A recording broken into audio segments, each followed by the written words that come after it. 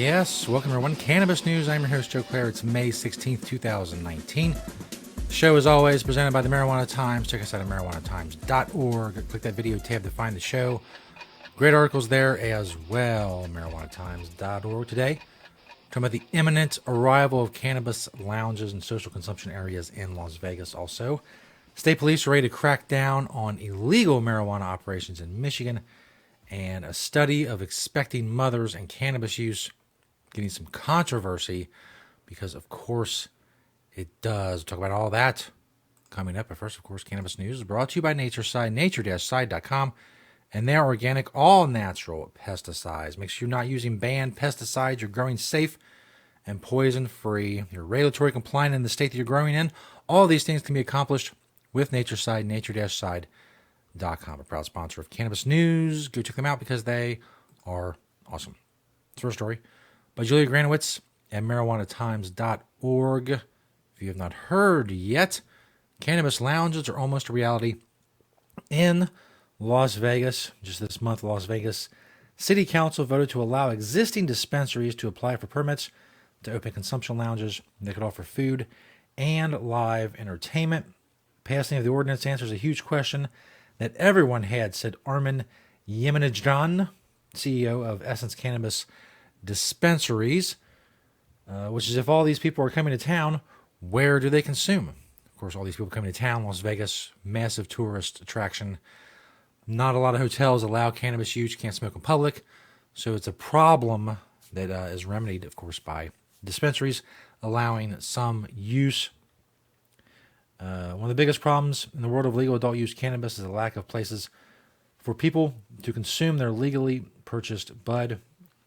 It's vitally important for the city of Las Vegas to have places outside of residences where people can consume, said Morgan Fox from the National Cannabis Industry Association. The way the laws are in Nevada, conceivably someone living in public housing could get a ticket, even though recreational marijuana is legal. As I've said many times before, consumption lounges, delivery, sales, all of these things are part of what legalization has to be moving forward. You can't have legalization. You can't ignore the fact there's going to be delivery. You can't ignore the fact there needs to be social consumption lounges in places that's not a residence and not in public for people to consume cannabis, much like alcohol. And Las Vegas has realized that and is moving forward to address a very necessary problem that needs addressing, or a problem that necessarily needs addressing right now. The addressing is necessary for the problem. One of those things is right. I don't know which one. You can pick from all the different phrases. It's next story from DetroitNews.com. State police prepare to crack down on Michigan's marijuana black market. Michigan State Police Unit, created to crack down on unlicensed medical marijuana activities, is finally preparing to target pot's black market.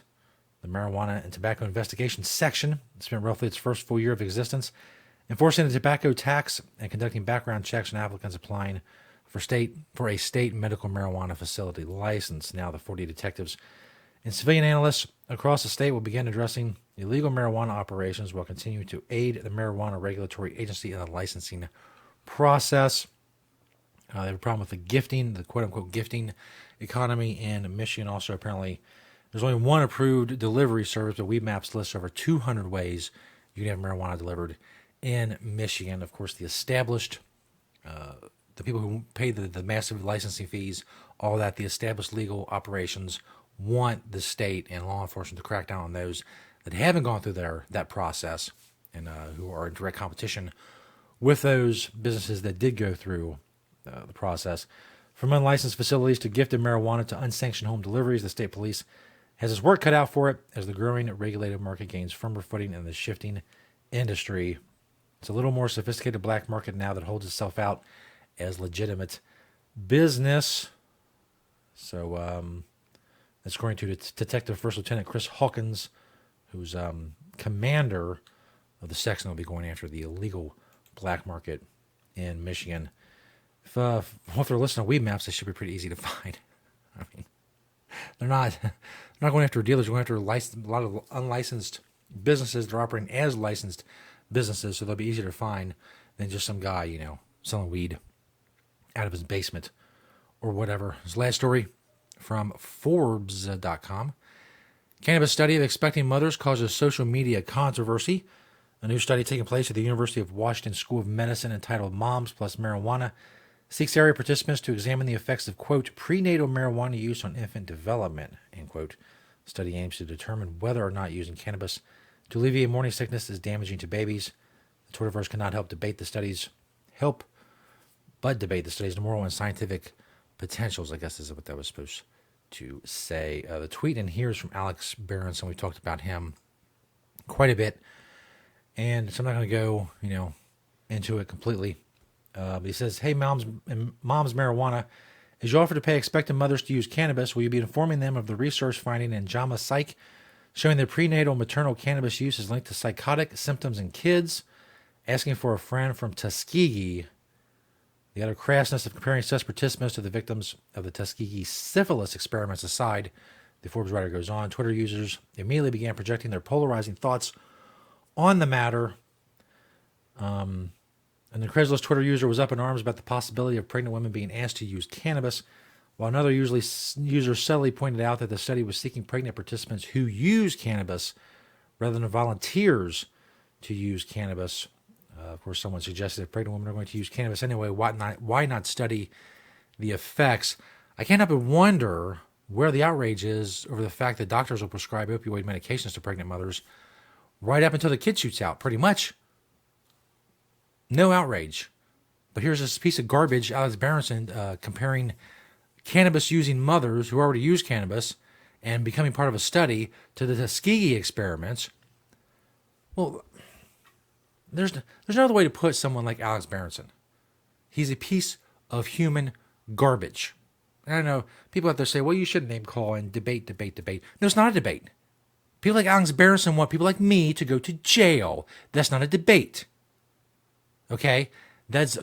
When you debate someone, or you have a discussion with someone, there's no potential for one of the losing sides to end up in jail.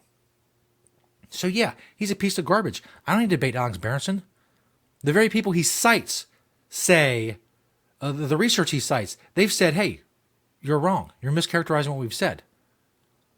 He's been ripped apart and rebutted from one end of the cannabis community to the other. I don't need to debate Alex Berenson. I don't need to have a civil discussion.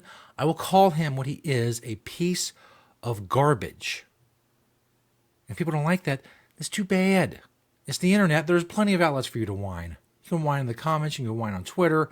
Whatever. Whine in email. There's so many ways to whine. Get to it. Go whine somewhere. If you don't like it. I don't care. People like Alex Berenson and Kevin Sabet, they want me in jail. They don't want me to be allowed to choose cannabis for any reason. And if I do, they want me criminalized. They're garbage. They're pieces of garbage. Human garbage. In human form. Big skin sacks full of garbage. There you go. And if you use cannabis, God, I can't. The list of substances that are more harmful than cannabis is incredibly long.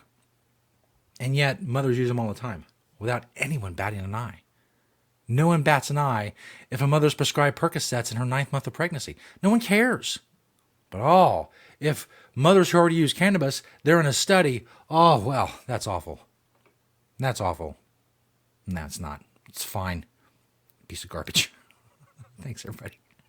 For checking out the show, Cannabis News. We're here 5 days a week, telling it like it is. That's right. That's what I do. It's my thing. Check out the Marijuana Times. MarijuanaTimes.org. Search us on YouTube and Vimeo and Apple Podcasts. Of course, thank you to Natureside, nature-side.com, and their organic, all-natural pesticides. They are awesome. You all are awesome for watching and listening. And we'll see you next time right here on Cannabis News.